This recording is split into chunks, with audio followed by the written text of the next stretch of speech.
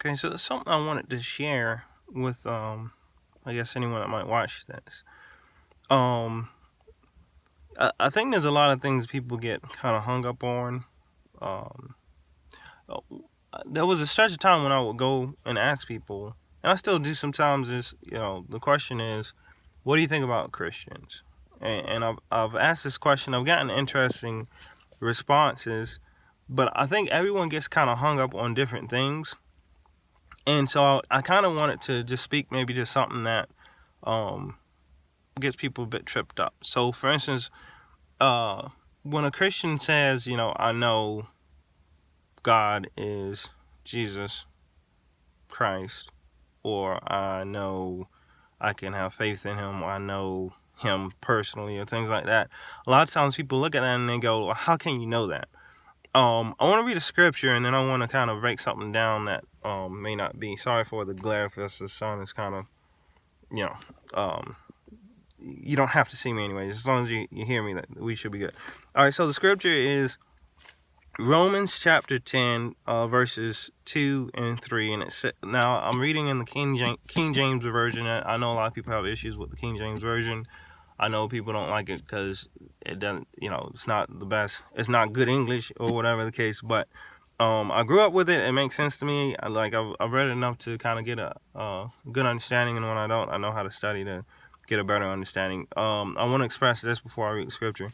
The Old Testament essentially was written in Hebrew originally, and the New Testament was written in Greek, and then there's translations done. A lot of times you can go and look in like a concordance or something to that effect to get what the original translation was. If you know anything about other languages, it's very difficult to perfectly translate something from the original language. So it helps to be able to go back and look at what was originally said and what was meant, and things of that nature. Well, anyway, I'll read that, and I'll read the scripture, and then kind of go deeper into it. So Romans 10 verses 2 and 3, and it says, "For I bear them record that they have a zeal of God, but not according to knowledge. For they, being ignorant of God's righteousness, and going about to establish their own righteousness, have not submitted themselves unto the righteousness of God." Now, some things I want to get into, and we might have time. I'm kind of rushing because I got a previous engagement here soon. But the first verse there, verse 2, says, "For I bear them record that they have a zeal of God, but not according to knowledge." So that the word zeal, from what I understand, has to do with like, being like excited, or eager to do something, do a work, or whatever the case. So that's basically saying that, speaking of a group of people, that they are extremely excited about God, and maybe things about God or whatever the case, but then not according to the knowledge of God. Now, I brought this up for different reasons. There's a story that actually is attached to this, personal for me. I don't know if I have time to go into it, maybe at another time, or another video if I continue to do this, I guess. That word knowledge is an interesting knowledge. It goes back to what we were originally talking about when people say, how do you know this guy that you talk about? How do you know that he's real? How do you know all these different things? This word knowledge, there's two kinds of knowledge in the Bible, at least two that I'm speaking of. One is in the Greek, Gnosis, and the other is in the Greek, Epignosis. That's how they say it, or it's close to it. The word Gnosis is basically a type of knowledge that you can get on your own. You can read a book, you can go to a classroom, you can learn, someone can talk to you and tell you this is how you tie your shoe, or this is how you do whatever, and you can learn these things, and you can move on, you can teach other people, and there's no immediate barrier to you being able to learn, as long as you're capable of learning it, at that level. It is a very grounded world way of learning something. That's Gnosis.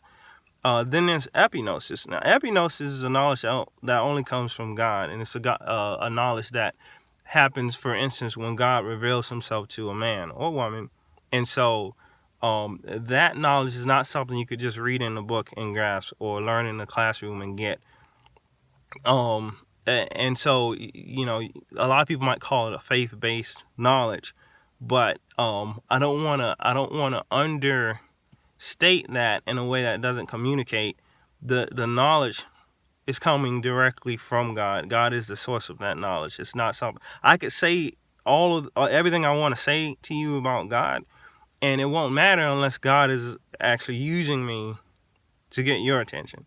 If he's not speaking this to you, if it's just me, I'm giving you a book knowledge of God. For you to get an epignosis of God, you could do it through my words, but it would only be if God is using those words and presenting himself to you through those words. So that's when I say I trust God's work in you, what God does in you. I need to, because I'm not the one at work in this. It may sound like, it may seem like, it might look that way, but if it is based on me, then any salvation, which is another topic, any salvation you could get from anything I have to say would be limited by me. If it was about me, then it would be limited by me.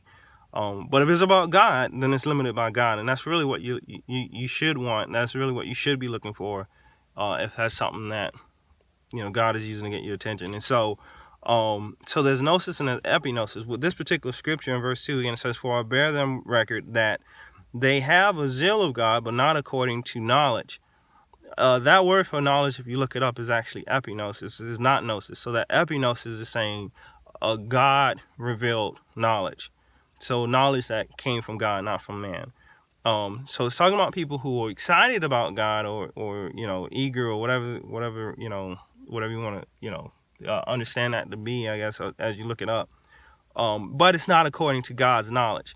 So the only other knowledge that I'm aware of would be a book knowledge. So it's like someone says, "Oh, God is this, and God is great, and God is all this kind of stuff," and person gets excited. It's like, all right, let's do this for God. But they're not necessarily doing it for God. They're doing it for maybe whatever excitement, or whatever the going flavor of the month kind of thing is.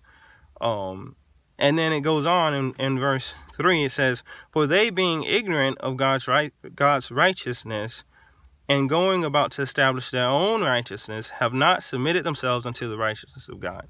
So it's talking about establishing your own righteousness, or your own religion, or your own purpose, or your own whatever you fill in your blank. It's like, I'm in control of my life. I want to do this. I have these goals, and God's going to get behind me because he's all right and he's cool and all this kind of stuff.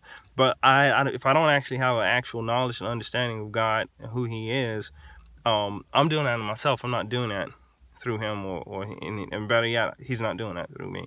There's more I want to say about that. There is a story that goes with this scripture, that I might be able to share later. I don't want the video to get too long, I guess. I don't even know what I'm doing just now, so it's just like just starting through this and seeing where it leads, if it leads anywhere. So hopefully this is helpful to someone. If it's not, that's okay. I was doing it, please God.